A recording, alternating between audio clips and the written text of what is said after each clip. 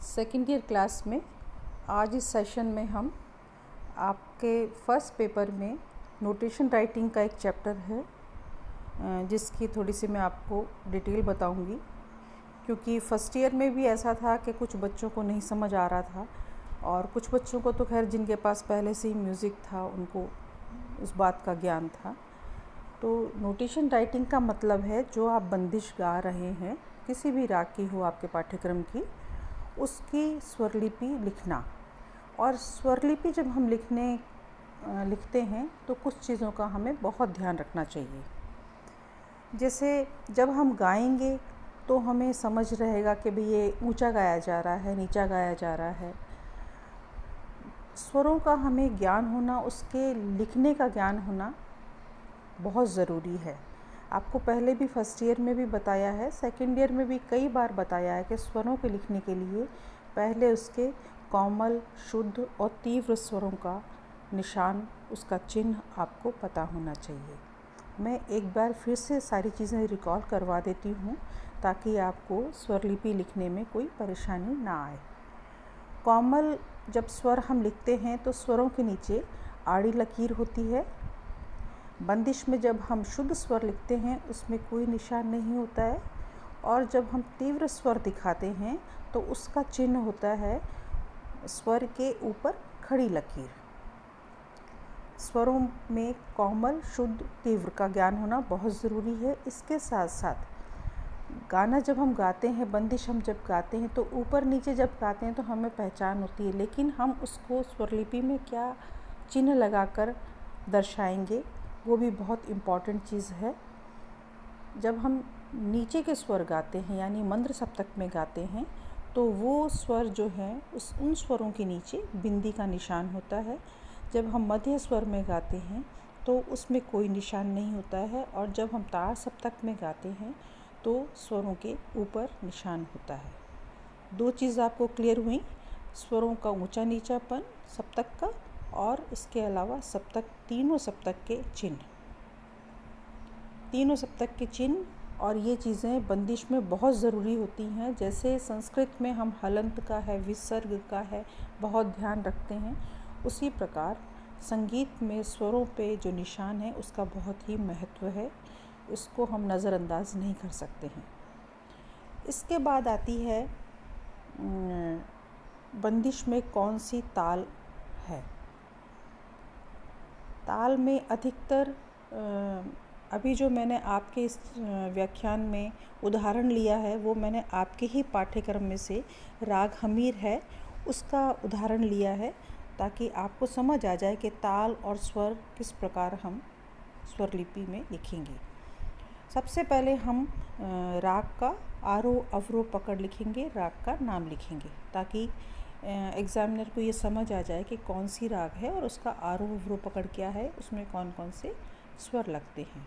तो सबसे पहले हम लिखेंगे राग का नाम, उसके बाद लिखेंगे आरोह अवरोह पकड़ उस राग का जिसमें कोमल, तीव्र और शुद्ध स्वर दर्शाएंगे। उसके बाद आते हैं हम बंदिश पे। तो बंदिश में मैंने स्वरों के संदर्भ में तो आपको तीनों चीज़ें बताई दी हैं, लेकिन इसके अलावा एक बहुत ही महत्वपूर्ण चीज़ होती है, वो है ताल, कि बंदिश कौन सी ताल में लिखी जा रही है, बांधी गई है। उस ताल को का आपको पूरा ज्ञान होना चाहिए। जैसे अभी जो बंदिश बता रही हूँ मैं आपको, वो राग हमीर में है और त्रिताल में निबद्ध है। त्रिताल में 16 मात्राएं होती हैं, आपको पता होगा, और 4 विभाग होते हैं। हर विभाग में 4-4 मात्राएं होती हैं। विभाग, उसकी मात्रा, उसकी ताली और खाली ताल की आपको इतना पता होना चाहिए जिसमें आप स्वरलिपि लिखने जा रहे हैं। इसके अलावा जब एग्ज़ाम में पूछा जाता है, अगर मध्य लय की बंदिश पूछी गई है तो छोटा ख्याल हम उसकी स्वरलिपि लिखेंगे। अगर विलंबित लय की स्वरलिपि पूछी गई है तो हम बड़ा ख्याल लिखेंगे। यानी मध्य लय का मतलब है छोटा ख्याल और विलंबित लय का मतलब है बड़ा ख्याल। इसके अलावा चौताल या धमार में निबद्ध भी रचनाएं आती हैं जिसको हम ध्रुपद और धमार के नाम से जानते हैं। चौताल का मतलब है विलंबित चौताल जब हम लिखेंगे तो ध्रुपद का स्वर लिपि लिखेंगे, और धमार ताल जब हम लिखेंगे तो उसमें धमार गायकी की बंदिश लिखेंगे। हर बंदिश के 2 पार्ट होते हैं, एक स्थाई और दूसरा अंतरा। गाने में भी हम सबसे पहले स्थाई गाते हैं और फिर अंतरा गाते हैं। तो ये बात ध्यान रहे कि कोई भी बंदिश आप जब लिखें तो उसके हमें दोनों ही पार्ट लिखने हैं, यानी स्थाई भी लिखना है पहले और उसके बाद में हमें अंतरा लिखना है। इन चीज़ों के अलावा जब हम बंदिश लिखने के लिए तैयार होते हैं तो पहले हम ताल के अनुसार जो भी ताल है, जैसे ये त्रिताल है उदाहरण के लिए, तो इसमें मैंने लकीरें लगाई हैं, अलग अलग पार्ट किए हैं, विभाग किए हैं और उसमें 4-4 मात्राएं मैंने दर्शाई हैं। किसी भी स्वर के आगे जब बंदिश में डैश लगा हुआ होता है, आप देख रहे होंगे धा के आगे सब मात्रा जहाँ है, धा के आगे 3 डैश लगे हुए हैं। इसका मतलब है कि हमें 3 मात्राएं और उसी स्वर पर रुकना है, यानी धैवत पर धा पर हमें 3 मात्राएं रुकना है। इसी प्रकार आप देख रहे होंगे कि बंदिश के जो बोल हैं उसके आगे एस का निशान लगाया हुआ है। एस का निशान अवग्रह है, जहाँ पर हमें उतना ठहराव करना होता है, उतनी मात्रा हमें रुकना होता है। तो ये आप क्लियर हो जाइए कि स्वर में जब हम 1 मात्रा, 2 मात्रा, 3 मात्रा, जितनी भी मात्रा आगे रुकना है तो डैश का निशान लगाएंगे, और अगर शब्दों के अंदर हमने टिकाव दिखाना है, उसमें ठहराव दिखाना है, तो हम अवग्रह का निशान लगाएंगे। 1, 2, 3 जो भी है वो आपको बताना होगा। बंदिश लिखने के समय आपको एक बहुत इम्पॉर्टेंट चीज़ है कि जैसे ऊपर के जो 2 स्वर हैं उसके बीचों बीच आप बंदिश का बोल ना लिखें। जो स्वर ऊपर लिखा है उसी के ठीक नीचे उसका बोल लिखा होना चाहिए, नहीं तो बंदिश गलत हो जाएगी। जैसे इसका स्टार्टिंग जो है सा नी धा पा है, तो उसमें छेड़त जो है वो 2 स्वरों के बीच नहीं लिखा हुआ है, बल्कि सा के नीचे ही लिखा हुआ है। कभी भी आप जब बंदिश लिखें तो 2 स्वरों के बीच में आप बोल नहीं लिखेंगे, वो गलत हो जाएगा, क्योंकि ये समझ नहीं आएगा कि जो बोल है वो आगे वाले स्वर के हिसाब से गाना है या पीछे वाले स्वर के हिसाब से गाना है, पहले वाले स्वर के हिसाब से गाना है। तो स्वरों को लिखते समय, बोलों को लिखते समय एक सीध होना चाहिए, उसके नीचे ठीक होना चाहिए। इसी प्रकार जब ताल का निशान हम लगाते हैं तो सबसे पहले ऊपर स्वर होंगे, फिर उसका बोल होगा और फिर उसका ताल का चिन्ह होगा। ताल का चिन्ह आपको पता होना चाहिए। ये जैसे त्रिताल है, इसमें 16 मात्राएं हैं।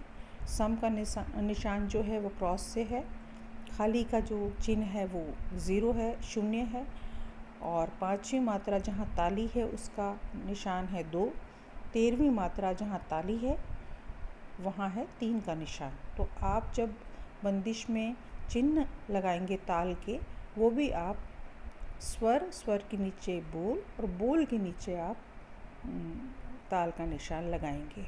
ये बहुत इम्पॉर्टेंट चीज़ है। जैसे हम 2 स्वरों के बीच में बोल लिखेंगे गलत हो जाएगा, उसी प्रकार 2 बोलों के बीच में अगर हम निशान लगाते हैं ताल का तो वो भी गलत हो जाएगा।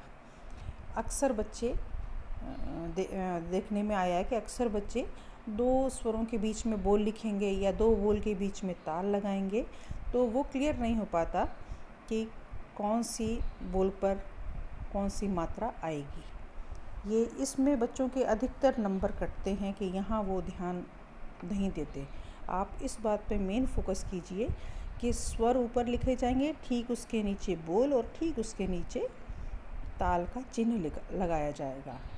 इसके अलावा ताल का चिन्ह लगाते समय एक चीज़ और हमें ध्यान में रखनी चाहिए कि विभाग की जो पहली मात्रा है उसमें ताल का चिन्ह लगाएंगे, चाहे वो खाली हो, चाहे वो ताली हो, चाहे वो सम हो। ये चीज़ बहुत इम्पॉर्टेंट है कि जो मैंने विभाग आपको दर्शाए हैं उसकी जो पहली मात्रा है, छेड़त, छे जो है उसकी पहली मात्रा के नीचे ही मैंने खाली का निशान लगाया है। दूसरे विभाग में मो ह जो है, हा के नीचे ताल का निशान लगाया है। और गिर धा, धा जो है ये विभाग की पहली मात्रा है, इसमें ताल का निशान लगाया है। तो ताल का निशान लगाते समय, उसका चिन्ह लगाते समय बहुत बड़ी बात है कि आप विभाग की पहली मात्रा के नीचे ताली, खाली या जो भी निशान है, चिन्ह है, वो आप लगाएंगे। बंदिशों में अक्सर देखा जाता है कि स्वरों के ऊपर भी स्वर लिखे हुए होते हैं, तो वो उसके कर्ण स्वर होते हैं। कर्ण स्वर का मतलब है जब हम गाएं तो जो मुख्य स्वर है उसका ऊपर जो स्वर लिखा हुआ है उसका कर्ण दें, उसमें उसका आस दिखनी चाहिए। इसके अलावा ये चीज़ भी इम्पॉर्टेंट है कि कहीं कहीं ऐसा होता है कि दो स्वरों को एक ही मात्रा में गाया जाता है, तो वहाँ जो चिन्ह है वो अर्धचंद्राकार होता है। स्वरों के, दो स्वरों के नीचे अर्धचंद्राकार होता है। ऐसे बोल भी अगर हमें डबल वो करने हैं तो उसमें उसके नीचे भी मात्रा के हिसाब से अर्धचंद्राकार होता है। जैसे गिरधारी, री जो है इसमें री ई, इसके नीचे अर्धचंद्राकार है। इसके बाद में ऊपर नीसा लिखा हुआ है, आपने फर्स्ट लाइन में देख रहे होंगे, नीसा लिखा हुआ है और नीचे डबल अवग्रह है। दोनों ही चीज़ें एक अर्धचंद्राकार में हैं। इसका मतलब हुआ कि एक ही मात्रा में हम दो स्वर या दो बोल गा रहे हैं। स्वरों का आप इस बात को ध्यान रखिए। तीन चीज़ें मुख्य ध्यान करने वाली हैं कि डैश लगाएंगे तो रुकाव, उसका ठहराव पता चलेगा। अवग्रह का निशान लगाएंगे तो उस पर, बोल पर कितना मात्रा ठहराव करना है उसका पता चलेगा। इसके अलावा बंदिश में स्वर के ऊपर स्वर लिखा गया है तो वो कर्ण स्वर है, और एक मात्रा में अगर दो स्वर गाने हैं तो उसका जो चिन्ह है अर्धचंद्राकार से दिखाया जाएगा। ये चीज़ें बहुत इम्पॉर्टेंट हैं, बच्चे अक्सर इस चीज़ को नज़रअंदाज कर देते हैं। बंदिश में लिखने के लिए हमें राग में लगने वाले स्वर, उसका सप्तक ध्यान होना चाहिए, स्थायी अंतरा ध्यान होना चाहिए, ताल के निशान ध्यान होने चाहिए, और विलंबित लय में हम गाने बंदिश लिखना है तो वो बड़ा ख्याल है, मध्य लय में लिखना है तो छोटा ख्याल है। हर चीज़ मैंने आपको अलग अलग बहुत अच्छे तरीके से समझाई है। मुझे आशा है कि आपको ये बंदिश लिखने का तरीका, उसका अभ्यास, इस वीडियो को आप सुनेंगे तो निश्चित ही आ जाएगा। आशा है कि सब चीज़ आपको एकदम क्लियर हो गई होगी। Thank you.